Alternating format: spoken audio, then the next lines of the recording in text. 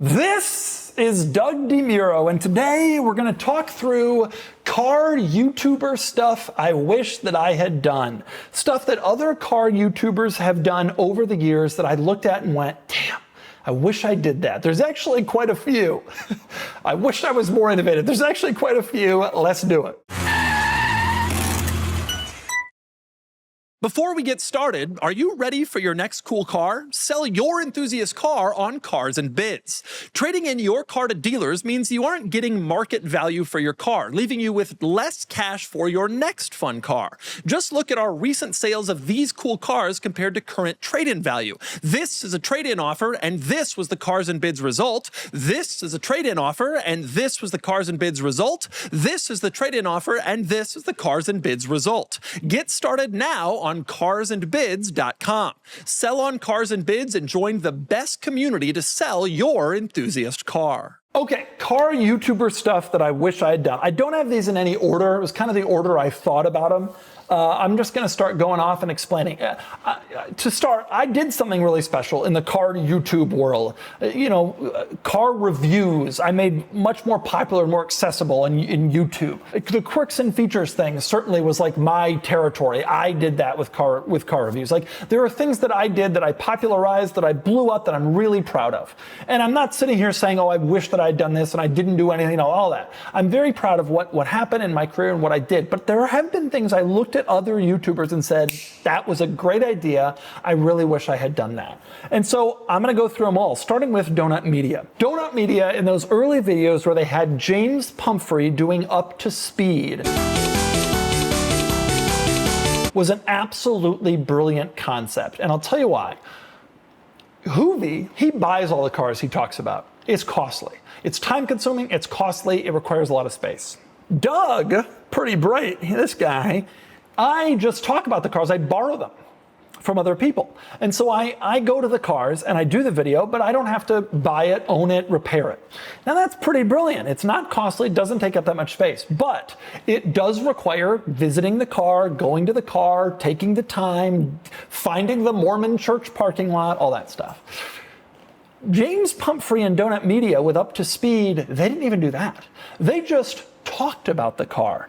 And in talking about the car, they did massive numbers just giving a good history. And so he could basically sit in a climate-controlled space like this. He didn't even have to go to the car, let alone buy the car like Hoovy. He didn't even have to go to the car, and they did crazy numbers. And I remember watching some of those early Up to Speed videos where he's getting similar numbers on talking about the history of the F40 as I'm getting actually doing the F40 and having that liability and that difficulty and being out in the hot sun all day and doing the research. And I'm thinking, I should have done that.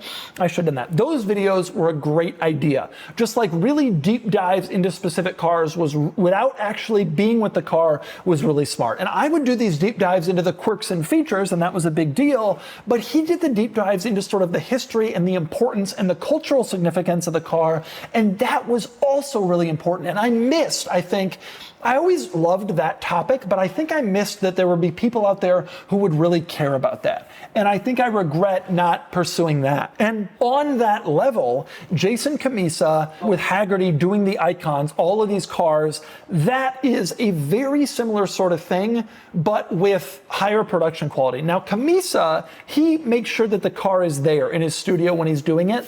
I actually don't think that that's an important part of it. I think we would all watch Cammisa anyway because he does such a good job with production quality. He does such a good job with research and the history of the car that I think he could do it carless. And I think if I were Cammisa, I'd sit there and instead of thinking, what cars can I get? And I'll do a video on it. I would start thinking, what videos do I want to do? And if I can get the car, great. And if not, I'll do a scale model, because I think that he does such a damn good job explaining all the stuff about the car that the physical presence of the car is not actually all that necessary. But I think those two forms of content really built upon like my car reviews as like, wait a minute, we can deliver also really important and great information and not even really get into the car. And I think what I missed was that there was a big audience even for that stuff. I would always joke about how nobody really cares whether I drive the car or not in my videos. They only want to see the quirks and features. And I think while I was making that joke, I was missing the bigger joke, which is that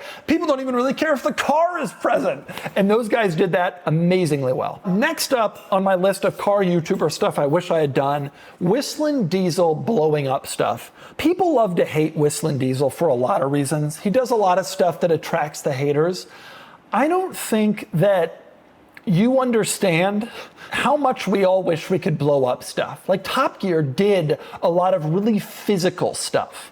Dropping caravans and dropping anvils on cars and dropping cars on cars and running cars off of cliffs. And they did a lot of physical stuff. And they were able to do this stuff because they had budget, and building cars, which is another thing that Whistlin does, building a wood car, putting giant wagon wheels on a Tesla and driving it upside down. I don't have the budget, and I don't really have the time. I think another thing that people don't realize about YouTube is that the production schedule is so grueling that, like, I'm putting out 3 videos a week. I do not have the time to put in the effort to do these Top Gear style things where they are renting a crane and getting an ambulance on standby and setting up the perfect shot, which takes all morning and all this stuff. I just don't have the time with my production schedule, and I'm very jealous of WhistlinDiesel, not just for being able to blow up stuff, but that he's figured out a way to blow up stuff and make it work financially and make it work for YouTube. And I think that is just the most wonderful, special thing. And I think that hidden under a veneer of maybe sometimes kind of intentionally annoying behavior and a kid who pretty clearly needs a little bit more life experience, Whistlin, there's actually a really brilliant entertainer there, a really brilliant entertainer who kind of figured out something the rest of us didn't. We all figured out the car reviews. I figured out the car reviews that Top Gear used to do. And Hoovy figured out the buying of the cheap car and driving it and having that experience that Top Gear used to do. No one figured out the physical until Whistlin, and he is richly rewarded in views. And I think I'm also jealous that he has this amazing amount of space with which to work. And I think he is just a real killer. Hate him all you want, but if you look at what he does, the views he gets, the entertainment value of it, there is really, really something special there. And when we go back to Donut and Cammisa and Pumphrey, that stuff I wish I had thought of. Whistlin, I thought of. Of course I'm going to run over stuff and blow it up. I just never figured out a way to make it work. And the fact that he has done that makes him just really, really brilliant in a really impressive way. And it's one of the reasons that I really look up to Whistlin and talk about that a lot in my podcast. It's true. I really do. He's done something special. Okay, next up, car YouTuber stuff I wish I had done. It's impossible not to talk about Throttle House. There's a lot of stuff that Throttle House does well to kind of perfect the car review. I think I did a great job of kind of pioneering a way for like real new car reviews to be very popular on YouTube. I think that if I were to say that anybody has come along and perfected that in a better way, I would say it's Thomas and James. And I think that what they did was, there's a lot of stuff, quality, humor, but I think the number one thing that they got really right was 2 people that jive well. And that's the dream. And I think that I was always limited being just Doug. And there is levels of humor and levels of dialogue and back and forth and relatability that you can create by being 2 people that you just can't do when you're yourself. It's never going to be the same when you're just Doug.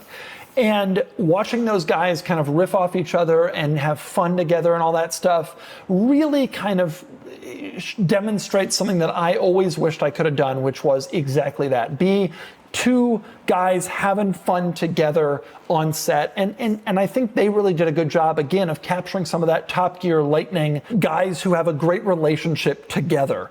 And I think that if Throttle House had done all of the other stuff they do so well, production content and humor and the car reviews, but didn't have that, I don't think they would be successful. But I do think that if they were just those 2 guys and had none of the other stuff, I think they would probably still be pretty successful. Maybe not quite on the same level, but pretty successful. I think those 2 guys, that energy really created that show and made it amazing. You knew that was going to happen. I knew that was going to happen, 100%. Yeah, that was so worth it. Should have worked for Doug DeMuro. Next up on my list of stuff I wish I had done, Matt Armstrong. I mean, it's impossible not to say Matt Armstrong here, rebuilding exotic cars. From the very beginning, when I had started on YouTube, pretty soon after, there started to pop up a lot of channels that would fix cars, that would rebuild cars, that would, you know, this or that.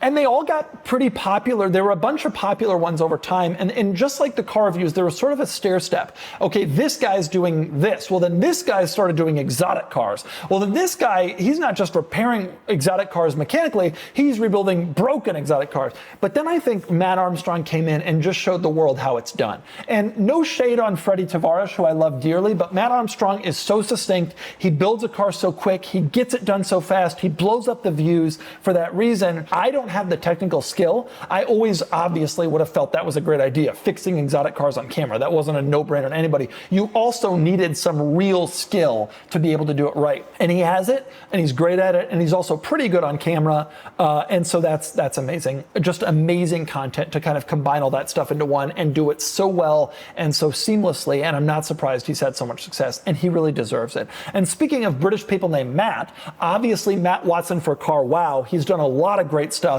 He's a great personality. The quality is good. He gets car reviews done of brand new cars very well. He must travel all the time to get it done. But the number one thing that he did that really blew up was those drag races.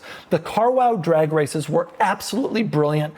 They were totally incredible view creators. You needed a space to do it. I don't think I ever could have imagined. I always thought that drag races would do well. I don't think I ever could have imagined they would do well as well as he did. So it wasn't just that he had a space and had an idea. He also refined the formula to put cars that we really all wanted to see together in a pretty impressive way. And that's really well done. And he deserves a lot of credit for that. Those are amazing videos that have performed amazingly. And for a long time there, they really gave that channel like a huge backbone and a massive subscriber base and view base, just a really successful piece of content, those drag races. They were really, really great ideas. And lastly, the last car YouTuber thing I wish I had done, this one not quite as much I wish I had done, but I am very hats off to Forrest Auto Reviews for doing it, short form car reviews. And not, honestly, I think what he does really the best that we can't even seem to manage on our channel is he does my videos, the quirks, the little stuff,